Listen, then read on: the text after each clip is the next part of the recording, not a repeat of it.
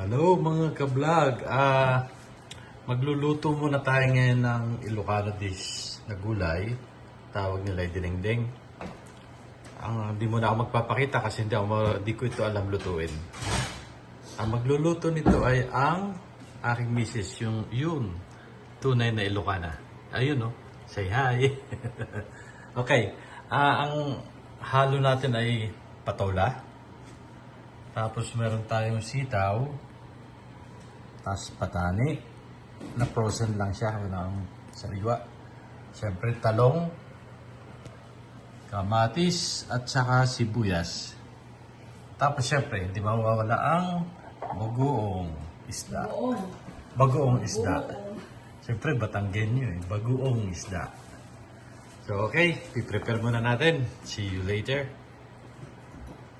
Okay, naka-prepare na yung ating pangdinengdeng. So, ito na ating mga sangkap.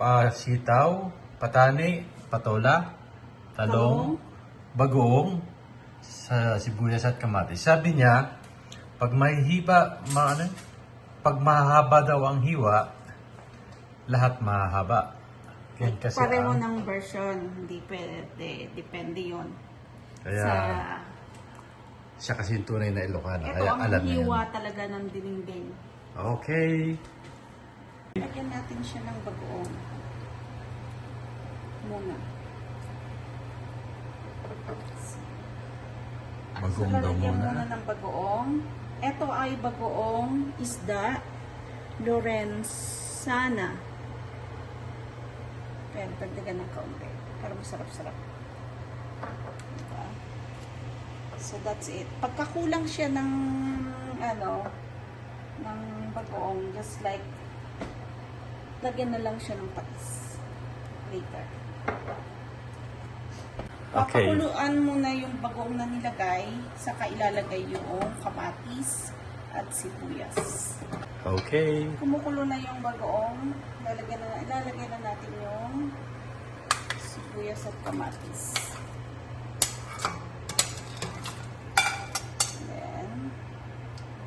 Pakuluan ulit.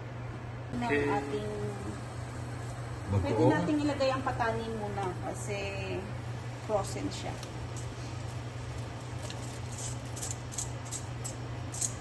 It's up to you kung saan. Pero sa akin, mas gusto ko siyang ilalagay yung patani muna para malito. Kasi hindi na natin ilagay ang sitaw kasi ang sitaw is mahirap. Matagal maluto. Matagal maluto. Dito, ewan ko kung bakit ang sitaw sa Canada mahirap. Matagal, hindi mahirap.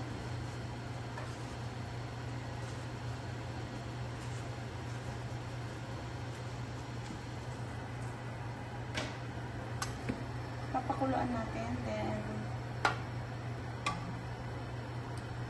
basta ang masarap, ang importante dyan, marami ang kamatis.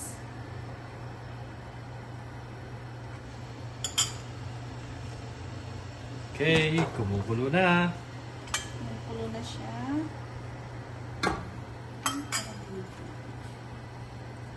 Ngayon, ilalagay natin yung talong. Tanggalin na lang natin. Okay, yan na yung talong. Nilagay na.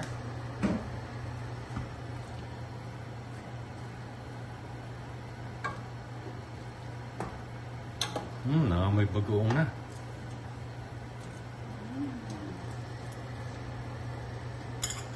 Lagyan natin siya ng konting patis kasi parang nila.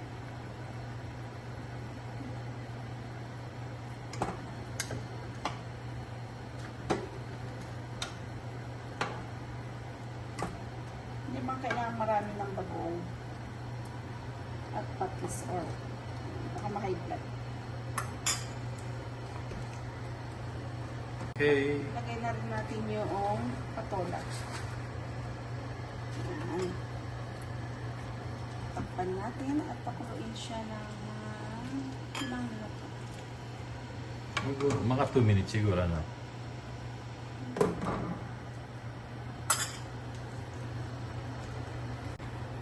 Okay.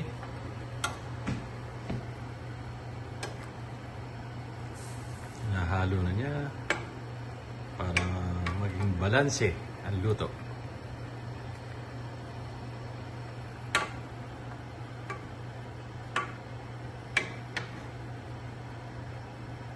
Basta galing magluto ng Ilocana ko talaga.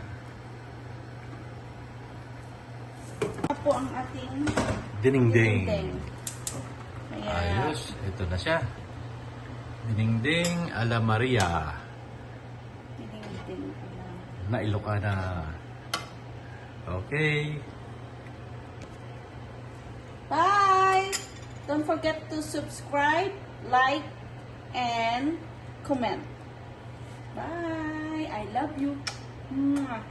Okay, ang ulam natin for today ay ang dinengdeng ni ala Maria Pe at saka adobong baboy.